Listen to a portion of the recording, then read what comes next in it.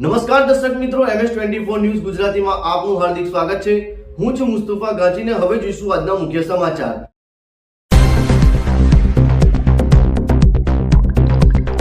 લોકસભાની ચૂંટણીને લઈને તંત્ર અત્યારે એલર્ટ છે, ત્યારે આચારસંહિતાની અમલવારી સાથે તાલુકા પોલીસ સ્ટેશન સ્ટાફ દ્વારા સઘન ચેકિંગ હાથ ધરાયું।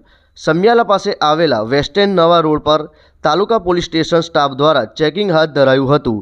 લોકસભાની ચૂંટણીને લઈને કોઈ શંકાસ્પદ વ્યવહાર ન થાય તે માટે તાલુકા પોલીસ સ્ટેશન દ્વારા આ ચેકિંગ હાથ ધરાયું હતું। ત્યારે આવતા જતા વ્હીકલને રોકી ખૂબ કડકાઈ રીતે ચેકિંગ હાથ ધરવામાં આવ્યું હતું।